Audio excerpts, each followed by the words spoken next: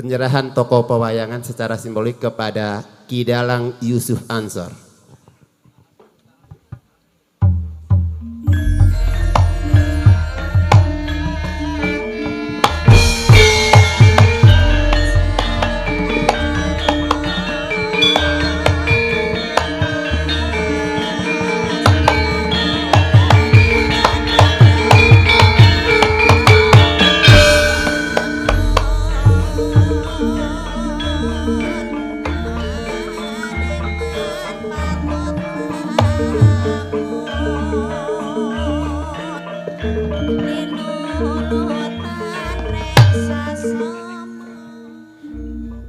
Mari kita berikan tepuk tangan yang meriah sekali lagi buat Bapak Haji Boksu selaku Ketua Umum LSM Triga Nusantara Indonesia dan Ibu Haja Sinta Istiqomah Solamede sebagai Ketua Nasional Ikatan Wanita Triga Nusantara Indonesia yang telah memberikan kita kekuatan yang baru bahwa kita adalah bangsa Indonesia, bangsa yang berbudaya, bangsa yang memiliki budi pekerti yang baik, bangsa yang memiliki asas gotong royong yang tinggi untuk membangun masyarakat yang lebih maju, sejajar dan searah, gagah dan perkasa karena ada kebenaran.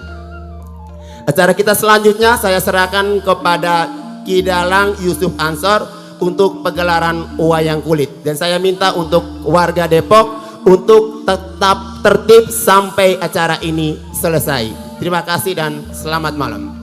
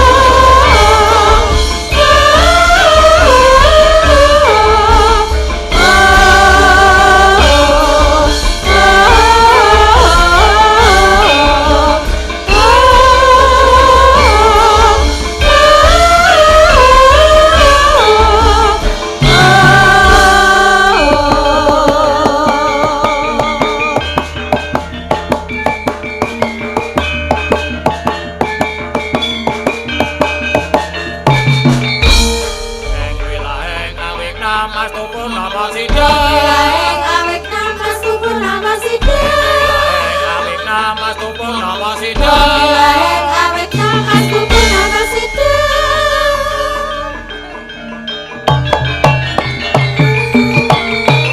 Samya siapa gelar budaya Inggih torwa Hormating rasa Rasa-rasa ing sarira Ayu ingkang tinamaya Iku tadya lakasing mangya Mulyane jiwa ragane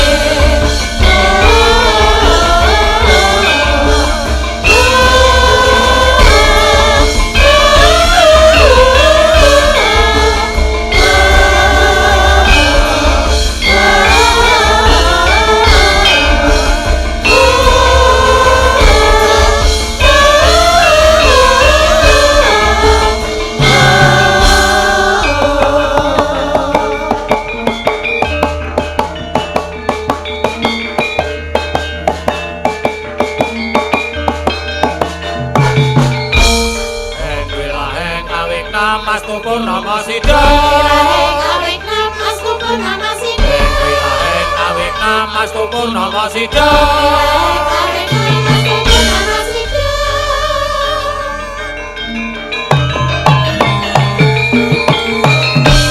Samya siapa gelar budaya Inggih torwa Hormating rasa Rasa-rasa ing sarira Ayu ingkang tinamaya Iku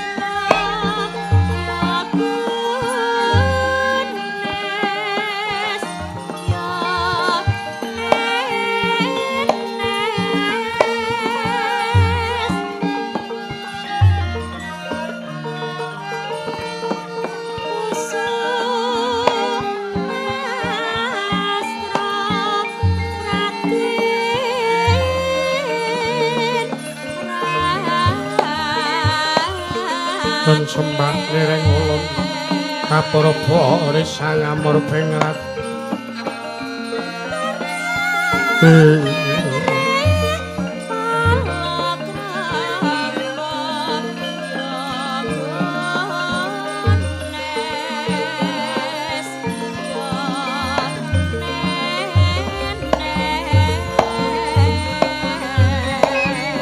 mringsahanan ingkang mringkangan siang tasik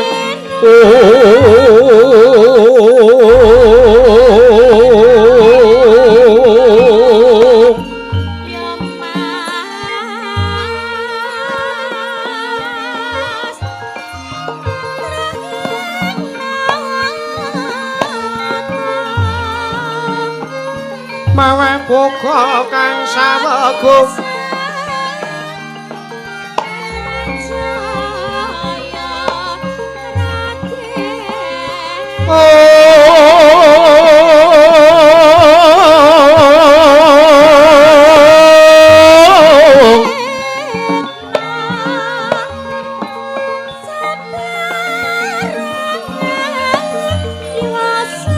Masreng telahan iwang kanan mamuju nyawang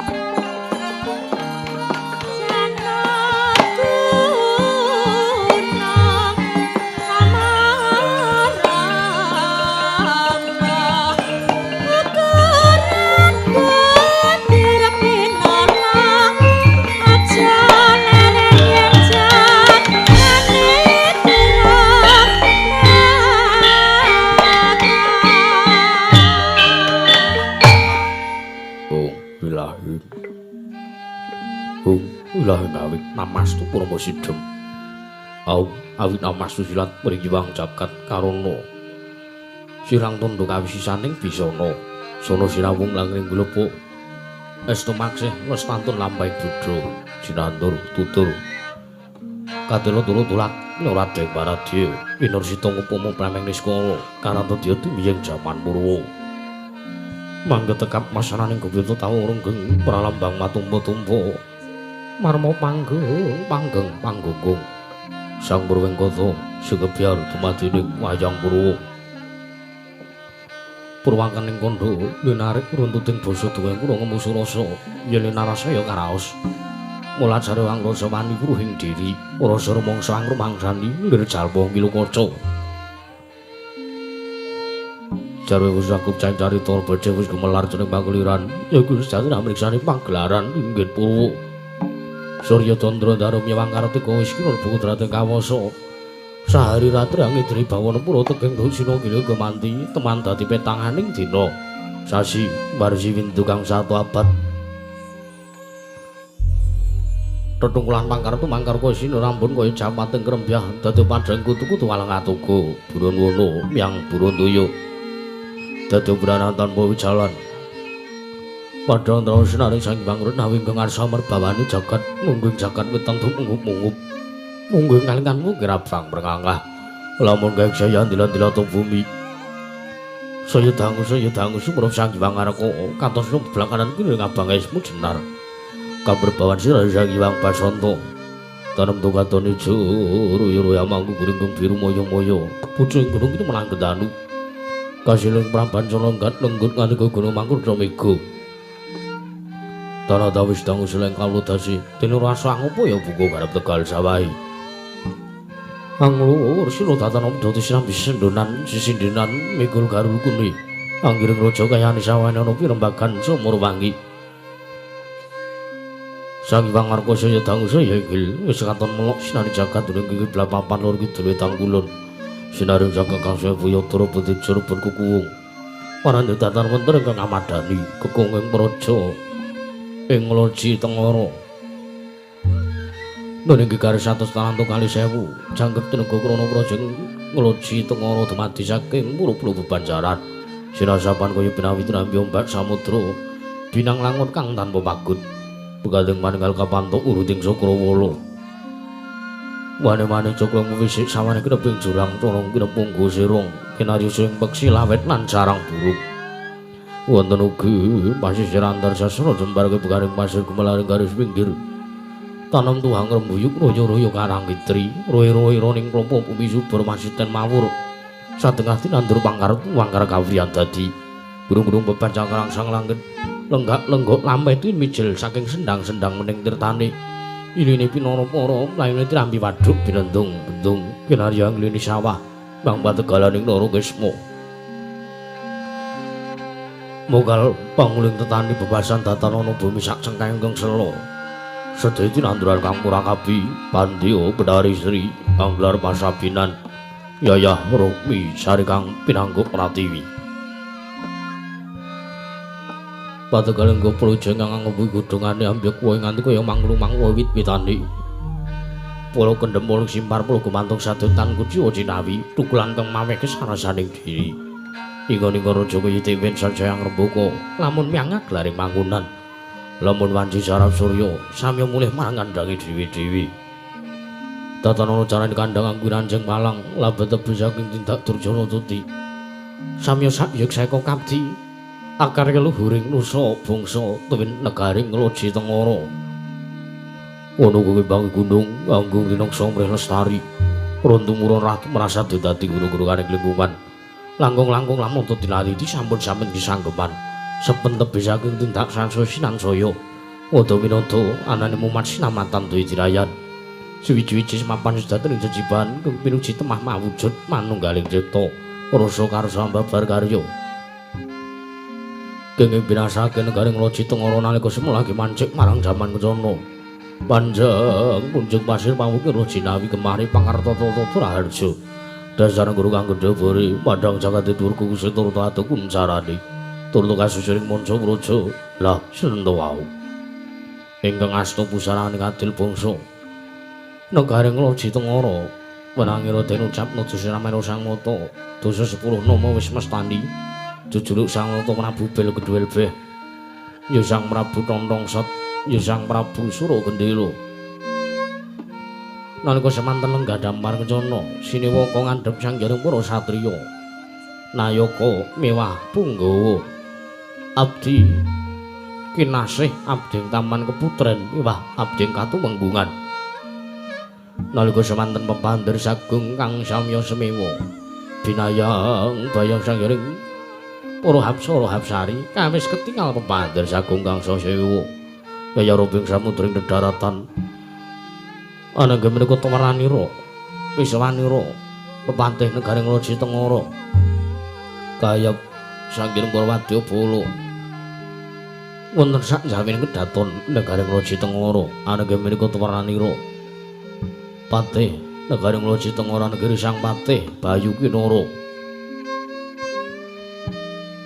najan wujuding patih nanging sandhangane datan prabeda kanthi dene sang mata Awit sangka sugih blekedhu nalindring Lajitengara Sang Prabu Pilgedwelbe mila nayaka punggawa sartane kawula samya den muktekaken anggenipun gesang wonten negaring Lajitengara datan wonten setunggal kemawon kawula negaring Lajitengara ingkang urip miskin urip kere mboten wonten setunggal kemawon awit kasugihan Sang Nata sumambung bisa manira abdi katumenggungan rikala semanten ingkang amiyos miwah amimpin kaprajan para kawula miwah nayuga ingkang sami ganting pasisiran jejel riyel rapet pepet pipit merasa satepu pandhegul datan poselo lapet sakadheng para sebo ing jawe bludang kendurun tak umbul-umbul keterangan danu yang mondhe mangsa labu mayang megar mendhe jamur bareng mangsa rendheng tumbang rangap kuwi jati kana mangsa katiga panitgal tidhem sinem permanem mandring pasewakan negaring Lajitengara nanten kekudungan datan ana ingkang obah samirana datan lumampah kapiyarsa mungsuwananing pradangga miwah pangling waranggana segera murwani pangandikan tetumbang sing pandika Sang Prabu Nonongset ingkang dereng kababaring lisan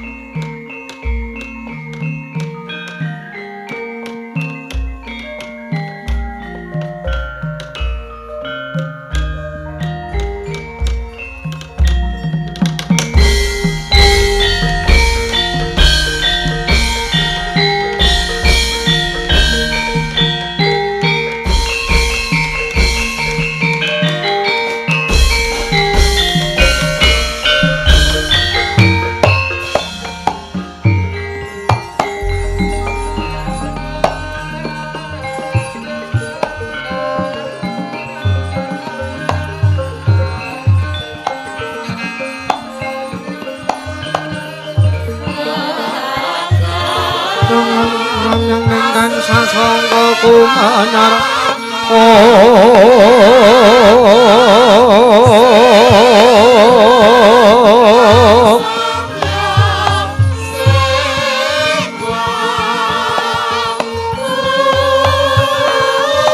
mangan menggore mangget tanpa sereng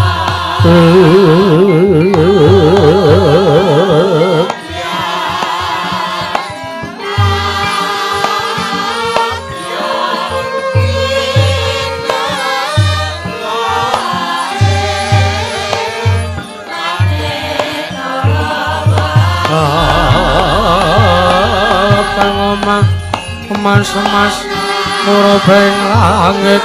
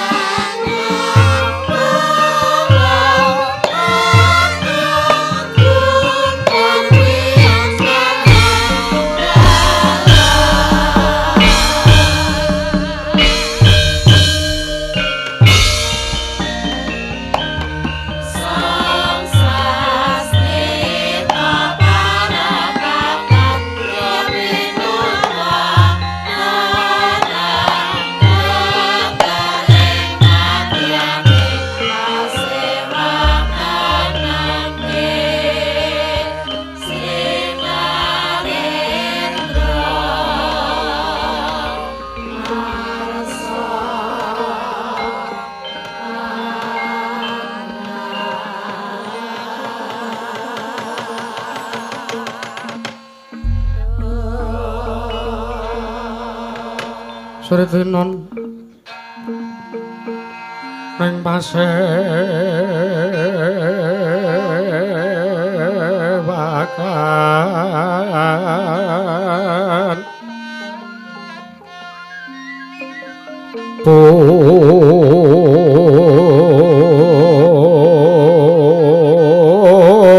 pusana maneka warna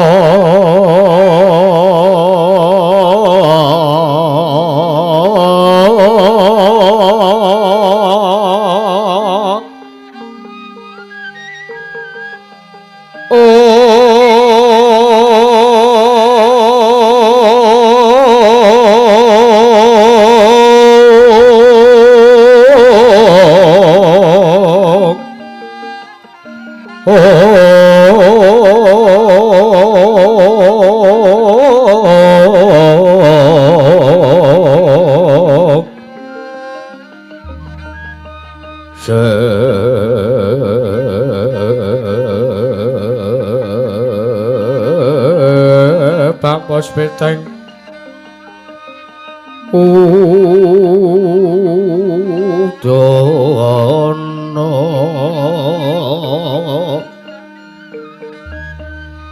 miang mansra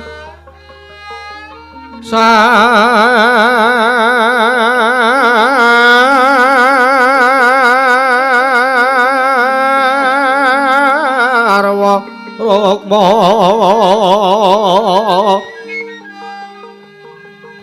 renggeng manik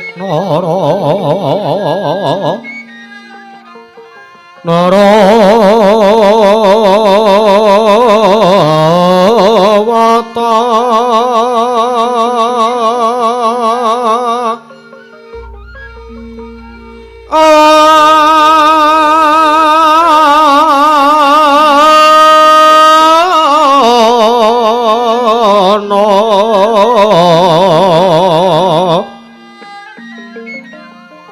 Obro prabanya kangsu merat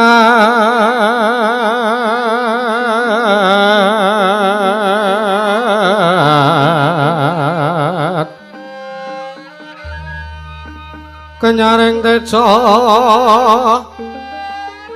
lalewaran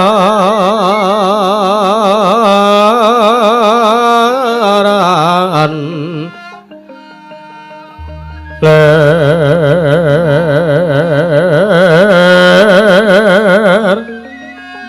ke larsi sireng tadet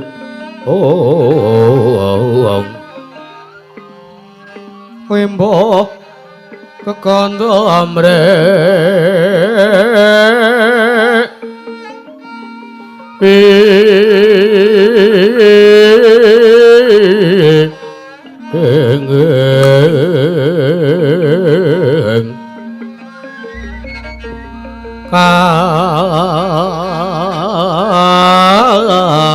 katiuping maruta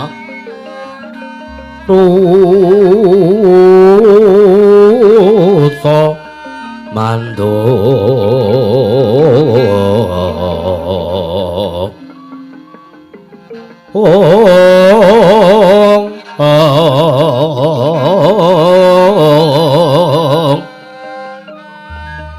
separan mangamba kongas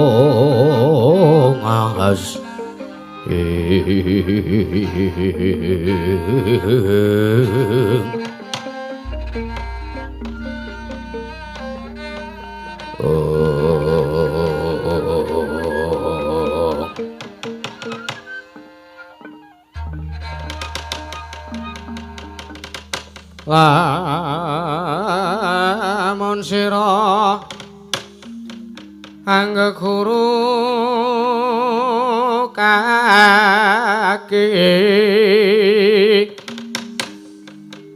hamilya manungsa kang nyata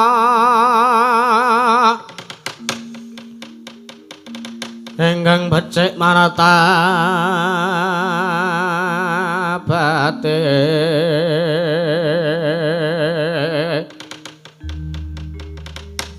sarta kawruhing hukum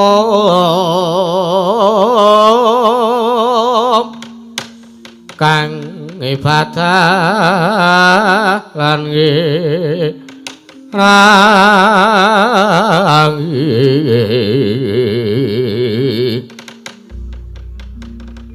saka wong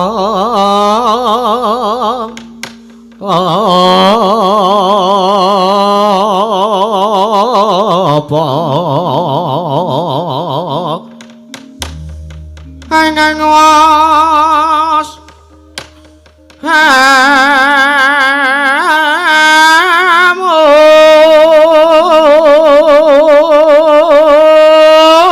munggol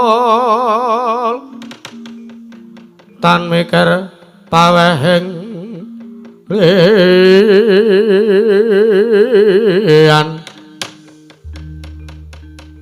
iku pantes kuranana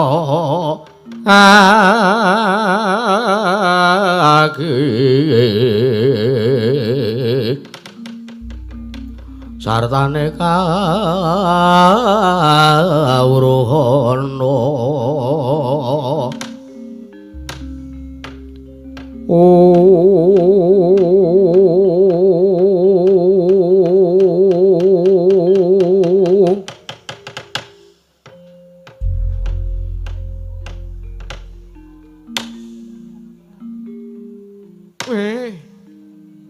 ya jagat pramudita ya jagat pangestu ngara manik diraja ingsun raja dadya nyawaku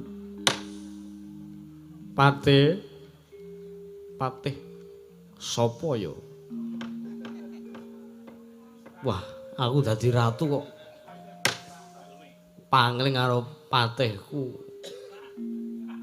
akeh banget patihku ki masalahe ngene ana patih sandangane padha karo ratu coba to patih nganggo mekutha weh kene ora sangka sugihku ora mungkin ngene iki bandhaku ki nek menggo trima nggo jajan bendina ngibarati seyuta ora entek ambek setahun ora bakal entek patih Bayu Kinara iki Bayu Kinara wah suwe banget ora nglakokke iki aku koyo Patih Bayu Kinara sawise sira ngadhep ana ngarsane ingsun padha kanthi raharja sak maratamu Patih Bayu Kinara ya enuk nun wonten pangandika ingkang ngadhawuh Gusti kula ingkang sinuwun. Ing Gusti kula ingkang sinuwun. Prabu Bel Kedhuelbe. Sinuwun. Kepareng paduka miji dumateng kawula ndangu paring karjanipun ingkang abdi kepatihan pun Bayu Kinara. Awit berkah pangestunipun Gusti kula Sangata Sinun Prabu Tondong Cerot. Ngawur kowe ra. Kowe nek ora sangka aku ki ratu sing seneng gojek karo kawula, nek ora sangka aku ki ratu sing bener-bener merakyat. Wis sak pidanapati lho kowe. Tondong Cerot kok Tondong Cerot. Ngapunten sinuwun. Sinuwun Prabu Tondong Cerot. Wonten ngarsanipun ingkang ngabding kepatihan kemarang paduka.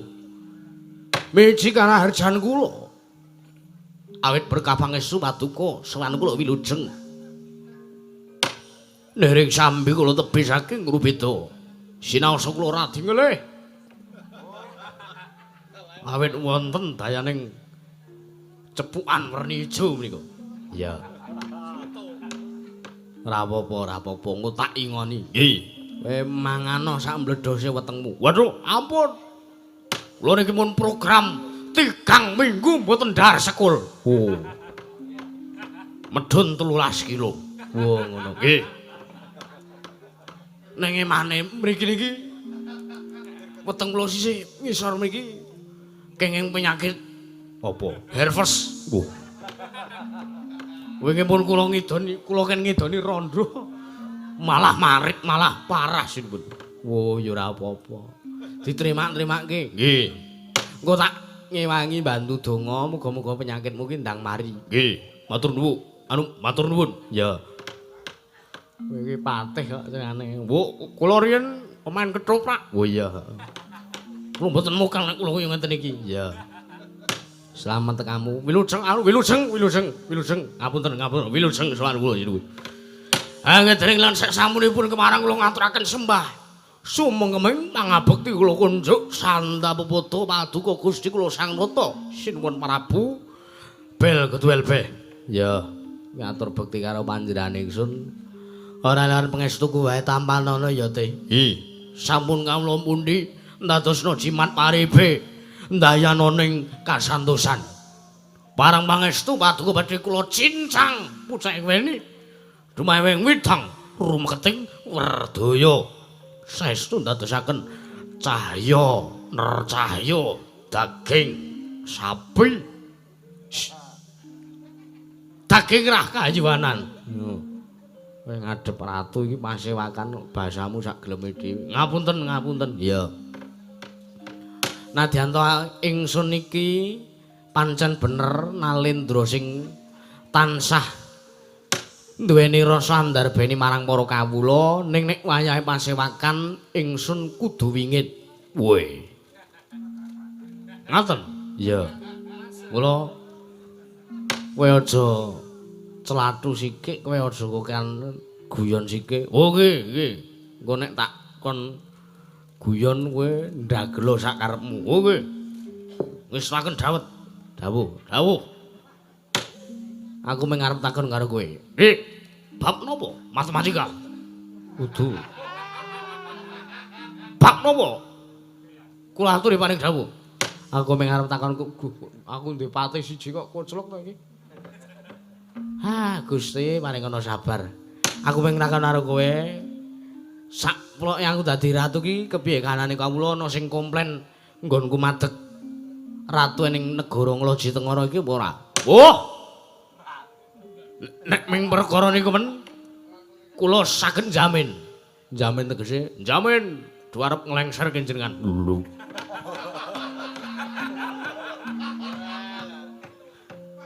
Pak Pidanapati nek mboten wah. Kula omong napa to?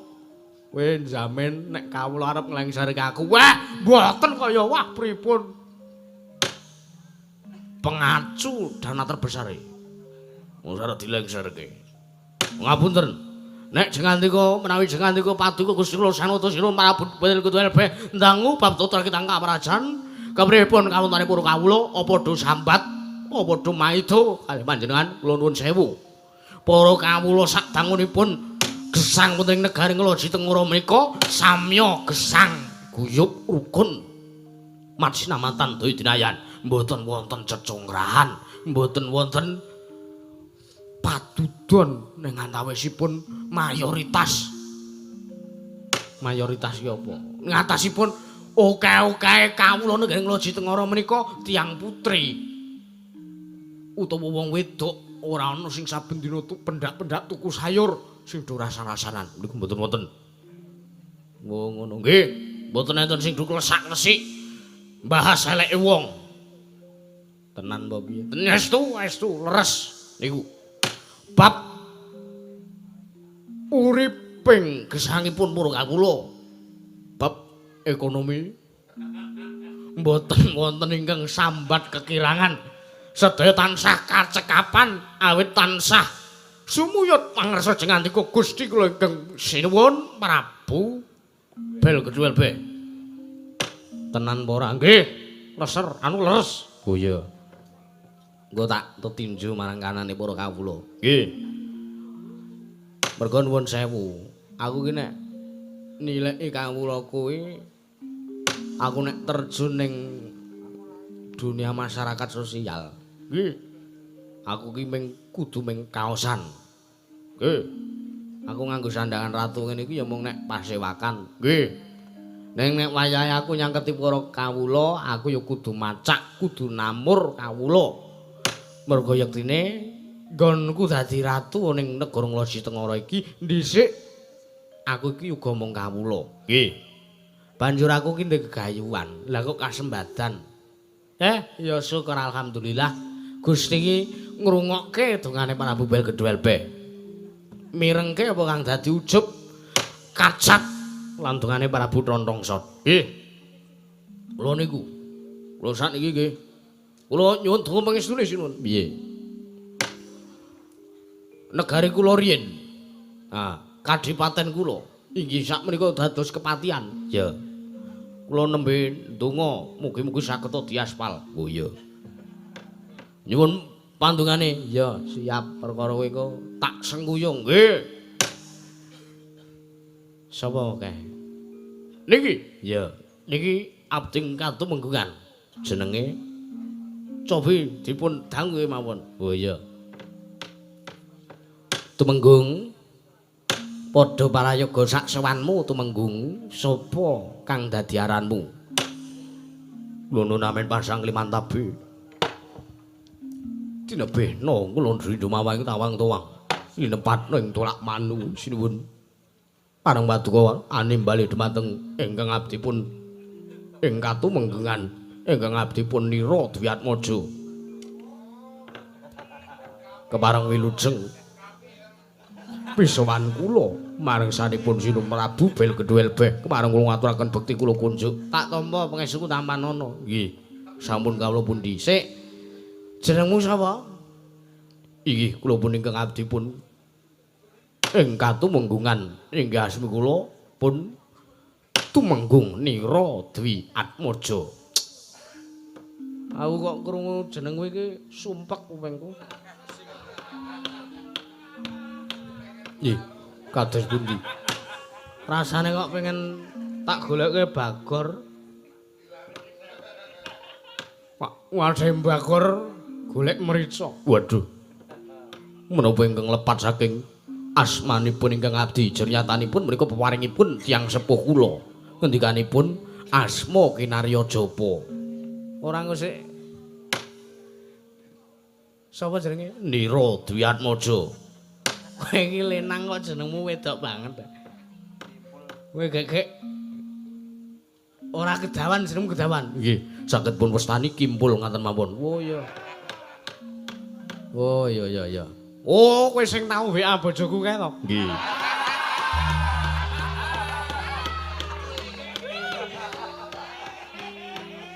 Tenan. Nggih, leres. Wah lah. Iblis. Layak to layak bojoku sedina ndingkleng nemeti HP wae. Nyuwun pangapunten. Kula nyuwun lumahe bareng sih samudra pangaksami kula ngrumaosi lepat. Ora apa-apa. Apa dikira aku ora iso golek bojone nek bojoku mbok gawa. Waduh. Nek ngaten iki disumbanggake. Dengkule mlocot.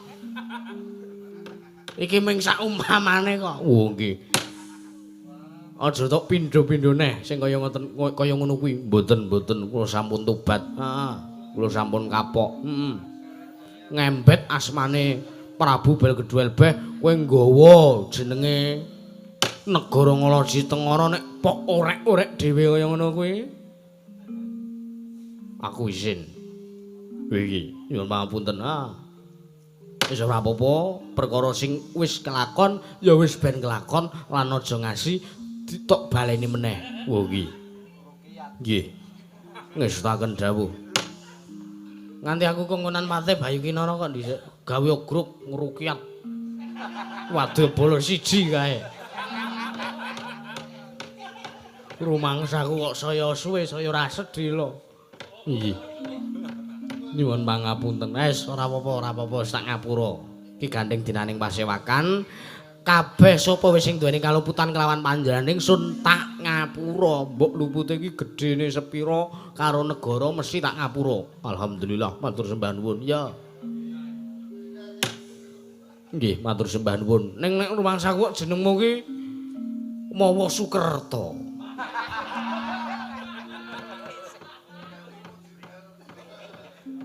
Lajeng badhe dipun gantos sinten? Kowe tak ganti jeneng kowe ya? Nggih. Kowe tak ganti jeneng, kowe dadi Tumenggung Panigas Rikma. Waduh.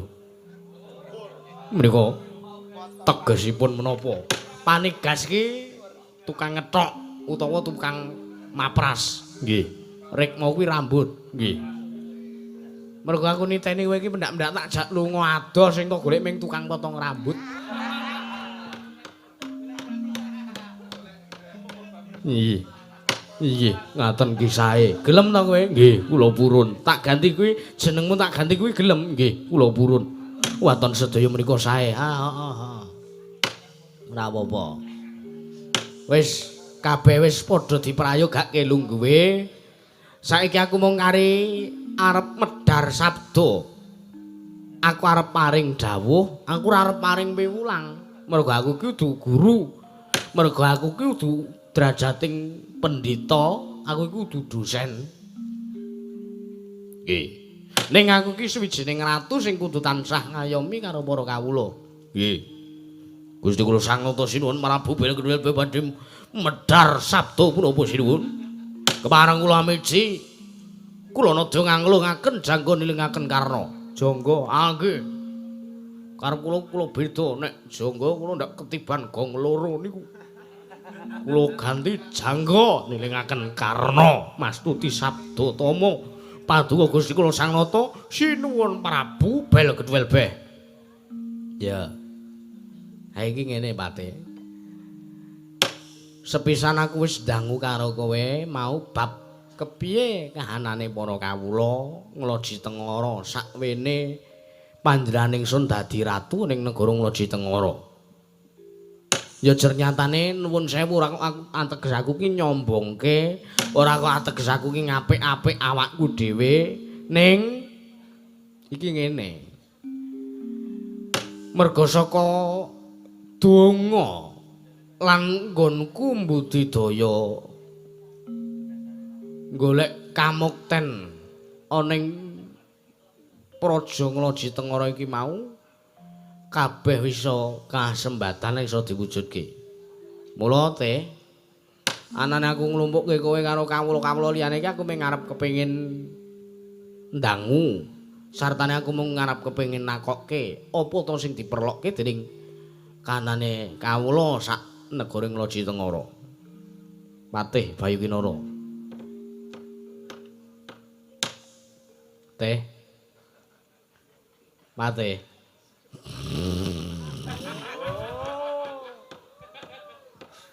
Sanes Patih bodho ngantukan. Ngagi wae mingkem lah ku omong. Teh. Patih Bayu Kinara. Teh. Hei. Wah, kula ngimpi kecemplung jurang. Syukur mulane iki nek jak omongan ora. Wah, ngapunten. Wah. Ngimpi ketemu wong wedok ayu. Lambemu ora are. Nggih, pripun? Kowe krungu sing tak omongke ora? Lho, panjenengan ngendika menapa? Lah. Wis ngomong semono dawane kudu baleni. Nggih, pripun? Intine ngene, aku mung ngarep kepengin jabarke sepisan apa sing dadi pepinginane para kawula pengin tak sembadani. Kawula kepengin nganakke apa? Kawula kepengin duweni apa? Kabeh tak turutane, kabeh tak sembadanane. Nggih. Sing ping pindhone. Pripun? Jurune aku dadi ratu ya Nalendra. Ana ing negara Ngloji Tengara iki aku ngrumangsa ora jenjem, aku rumangsa ora tentrem. Lho. Perkawisipun perkarane ora kok mergo lehku ancik-ancik lehku gayuh kamung ten negara Ngloji Tengara iki sira ancik-ancik kesangsaraning liyan kuwi ora. Nggih. Ning aku ngrasake ora tentrem jroning penggalih Prabu Belkedhuel iki merga pancen ana bab suwijining perkara sing aku ngrumangsani kok iki ora srek, iki ora pantes nek gumelar ning jagat. Liripun coba to. Kepiye miturut pemanggihmu nek ana suwijining negara karo kadange dhewe. Dadi Kakang Adi negarane loro. Nggih, kakangne di negara dhewe, nggih, adine ya di negara dhewe. Nggih. Negarane adine iki marep dijajah karo kakangne. Miturutmu piye? Wah! Lek kowe mboten nrimo. Ya sing sabar. Lho. Maksude pripun? Niku lak senes njeglongke kula niku to? Ora. Aku ora arep nakoki kowe eneng kethek karo bapakne, anake ditabrak. Bapakne nesu apa ora? Oh, kula nggih nesu. Ya sing sabar. Waduh. Kejeblongan aku wis sing sabar tenan to. Kowe ora trimo? Mboten. Nek umpamane negarane adine kuwi mau dijajah karo kakangne kowe ora trimo. Kula mboten trimo. Lah, mula kuwi gegayuhanku penjajahan di atas dunia iki mau kudu dihapus. Nggih, mergo ora cocok karo pri kamanungsan lan pri keadilan. Nggih, sartane maju obaing bangsa kowe mau didasari kanthi watak siji ketuhanan Yang Maha Esa. Nggih. Sak teruse ngono kuwi. Nggih. Pripun? Kula tanggap. Ah. Ning ngapunten, kula niku malah nyepake buku IPS. Ora apa-apa. Wong jaman saiki IPS karo PKN dadi siji kok. Ngaten? Iya. Mula teh mesti kowe penasaran. Nggih. Sinten? Nomere pinten nomere? Nomere. Ayo mboten. Lho, sing tak maksud negara siji karo negara A karo B iki mau. Nggih. Pripun? Ya kuwi negara sing jajah negarane adine dhewe ora kejaba mung negara Ngastina. Sing dilungguhi dening Nalendra ya kuwi sing jeneng Prabu Duryudana. Nalendra kuwi gagah, pancen gedhe dhuwur pawakane can yo bagus. Nggih. Sugih, nggih. Blegedu, nggih. Herbondo Bandu, nggih. Sugih Brono Picis, nggih. Seperapat jagat duweke Prabu Duryudana. Ora dhuwur-dhuwur nganti sasar susuramu aku. Nggih, pripun? Ning negara kuwi mau ayom, ning urung ayem. Negara kuwi mau ketok subur ning urung makmur. Nggih. Lajeng pripun? Mula niatku ning kene iki mung arep ngelingke karo Prabu Duryudana sak kawulane, sak Kurawa-Kurawane ben karo Pandhawa kuwi tansah gegeki marang pranatan Nalendra sing becik, Nalendra sing adil, aja ngasih ana dak-daning masulayan antarane Pandhawa lan Kurawa teh. Anjra ingkang puspita rum. Hasilering samirana amre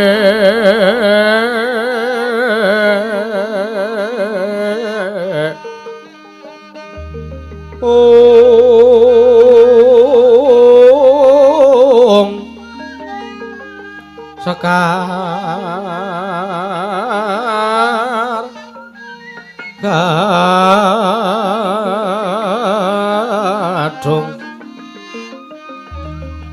ko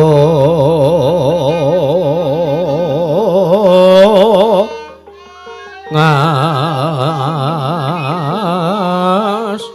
kandhano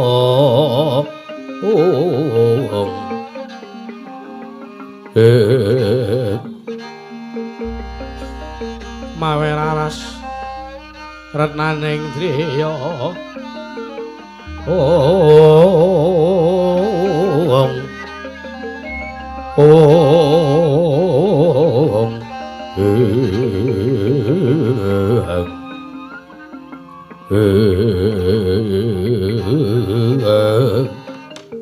wah jan kula kok rumangsa ora trima gosek ki rung digongke oke ben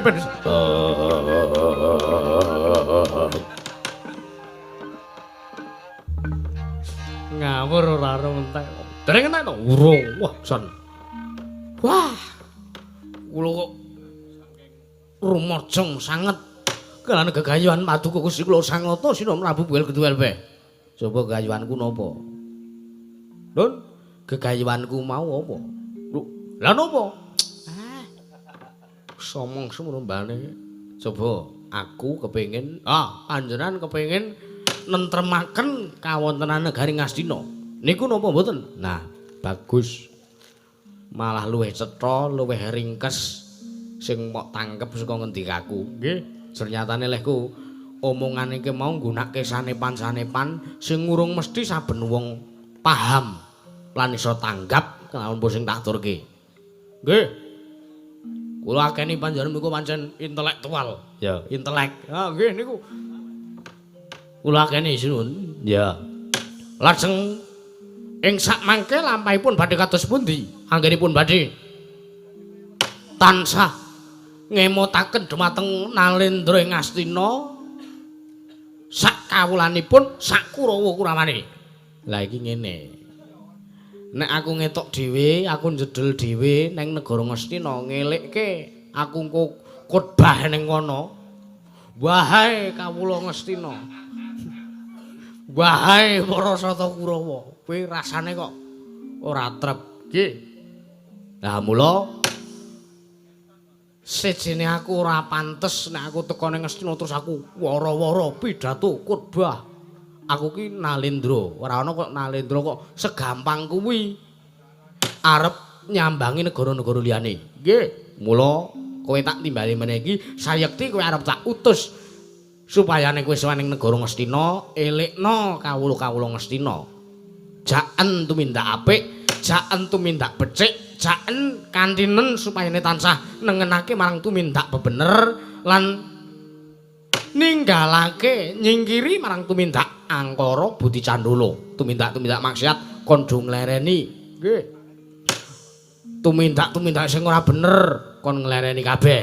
nggih banjur tumindak-tumindak becik kaya ta manembah marsaning Gusti anut kapercayane dhewe-dhewe padha terapno ing negara Ngastina nuwun sewu kula mengke dianggep ragah-ragah kula mengke dianggep njajah negari Ngastina omonga Prabu Bel Kedhuwel Beh Nalendra Ngastina kon ngesoki bondo pira ben kelelep bondo nggih mergo aku ngerti prinsipe Prabu Duryudana kae sing penting duwite niku tenan mula kowe mrana kowe takon sowan ning negara Ngastina ki ora mung semata-mata kowe takon ngomongin Nalendra Ngastina Prabu Duryudana kowe sak budalmu iki mengko kowe tak kanteni kreta kencana sing ngangkut Mas Mutiara Jamrut ngergeni berlian Mas Picus Rajabrana kabeh tak pisungsake marang Prabu Duryudana kuwi tak nggo nyogok supayane gelem tumindak apik lan gelem nglereni nggone duweni mantak angkara Becandala nggih ning nek mengke Prabu Duryudana sak kawulane Ngastina lan Kuramane mboten kersa kula pernahke ya nek wis pancen wegah nampa warah namik pitutur becik Purbawasisa ning tanganmu mbok arep ngamuk sak karepmu kowe ning kono arep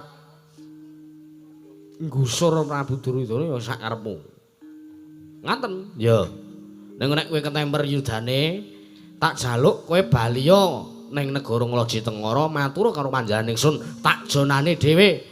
Tak ajangi dada lan ora tak tamengi gigir patih Bayukinara. Sikra-sikra yen permana kanca. Sikra ngrakit nawang sesangka nawang sesangka.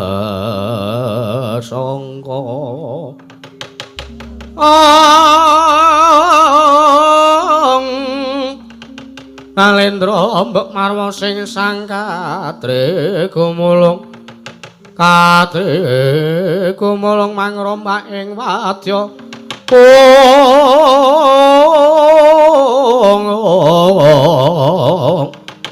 Urdakara reka kiri-kiri ro nanggana magawa gelarira wangmang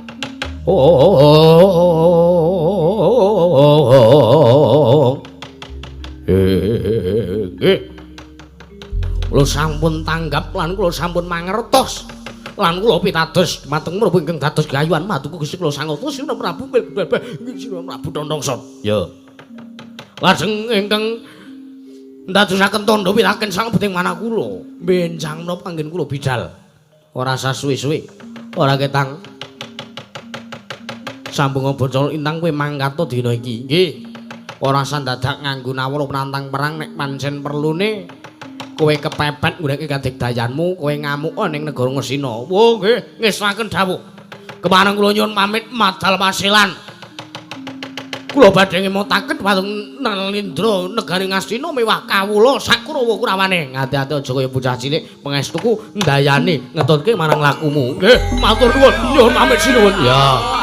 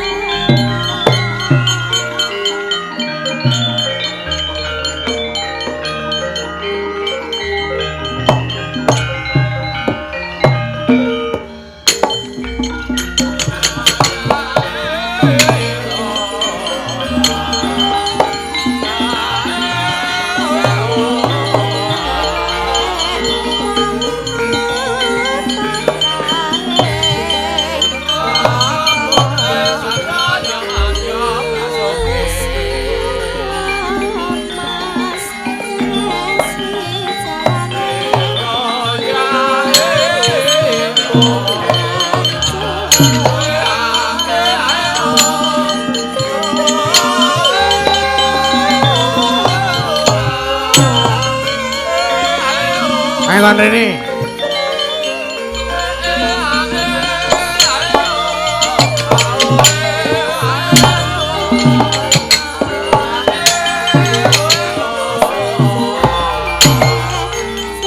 Sore ning kabeh.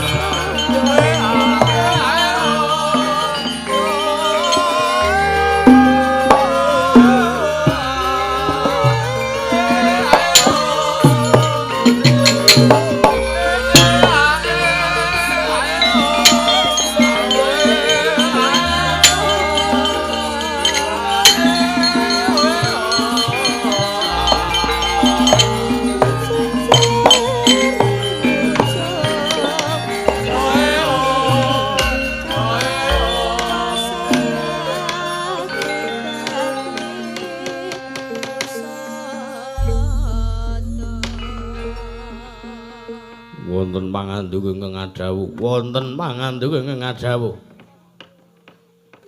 Imburimu jenenge sapa kowe? Niki. Ah, sing wernane kaya tela pendem kuwi. Sedaya tela menika mesti dipun pendem. Ha iya, sapa jenenge kuwi? Tumenggung to kuwi? Nggih, nggih Tumenggung. Ah. Sapa jenengmu Tumenggung? Nggih. Mobil Sudi mestani dhateng kula. Kula ingkang abdi ing Katumenggungan pun Karsita sinuwun. Tumenggung Karsita nggih. Wo kowe Kakang Adi karo iki. Nggih, leres. Niki rayi kula. Oh lah ya mula wajahe 11-12. Nggih. Mrene numpak apa? Sepeda. Mio. Mati pajek to? Nggih, mati pajek iki. Ndak tak diomongke. Yo ben. Aku wis ganti jeneng. Sopo? Tumenggung Panigasrikma. Oh yo apik. Napa kula nggih badhe dipun gantos nami kula? Rak, wis apik jenengmu. Oh nggih. Jenengmu wis apik. Nggih. Matur nuwun. Ah. Aku ning kene marep nakoni karo kowe. Panigasrikma wonten dawuh. Kowe dadi nayaka iki kowe pengen apa? Waduh. Kula kok malah perkewuh. Wis rasa perkewuh, wis anggepen kaya negaramu dhewe. Oh nggih. Kula kepengin dados nalendra teng negari Ngloji Tengara. Dengkulmu kuwi. Angendikanipun kula dipun aturi nganggep kados dene negaranipun. Nggih kula kepengin lenggah dampar negari Ngloji Tengara. Iki senengane kok ora. Ku beri satu permintaan. Mboten 3. Ah, ya wis 3. Tak mene 3 panjalukmu tak kabulke. Oh nggih. Kula menika namung kepengin jawab kalian member JKT48. Piye? Kula menika kepengin jawab kalian member JKT48. Ra mungkin liyane kuwi. Oh nggih.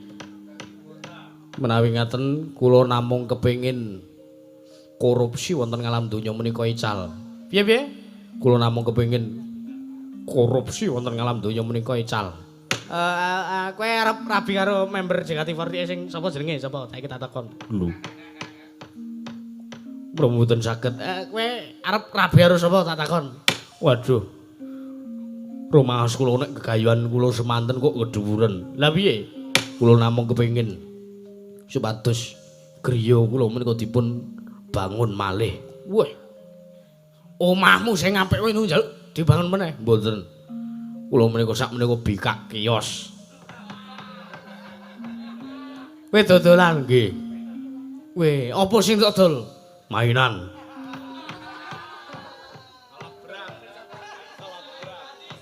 Sing cewek ayu kula gratisi. Elek senianmu ki elek. Mboten. Menika namung kagem brand ambassador kemawon. Ya. Ukurane pira? 10-12 ya tak gaweke. Nggih. Kowe arep dodol dolanan mbuh saka penjuru donya ngendi wae tak sembadani. Nggih. Sing nyuple stok dolanan aku wae ya. Nggih, ngestaken dawuh. Matur sembah nuwun sanget. Ha. Nggih, ngestaken dawuh. Ha. Kakangmu pengen apa? Niki. Kang. Oh. Pengen apa? Mboten. Kula mung kepengin supayane dagangan dolanan kula menika payu. Sing dodol adimu? Nggih. Sing pengen payu kowe? Nggih. Kula nggih namung nderek kalian usahanipun adi kula. Ya kelakon. Nggih. Kowe gampang, kowe mung cukup nglakoni siji perkara. Napa niku? Kowe wiritan ping 3013 eneng ngarep sing dienggo dodolan anakmu. Nggih. Adimu. Nggih. Wektune jam 1 wengi. Oh nggih. Deloken sesuk esuk. Nggih. Waton leh kowe apa? Lehmu wiritan ning ngarep kiosmu. Kowe aja ngasih tokomu tutup sedina sewengi kudu 24 jam. Sakploke kowe nglakoni wiritan, kowe ndonga ben dagangane anakmu laris kabeh ora ana alon apa-apa. Nggih. Deloken bar kuwi deloken, esuke deloken. Nggih. Gusis dolanan anakmu. Lho, lha pripun dirampok wong. Panjenengan mekosanipun Wis, pokoke dongane kuwi. nggih Ngesulaken dawuh matur nuwun. Heeh. Tumenggung wonten dawuh.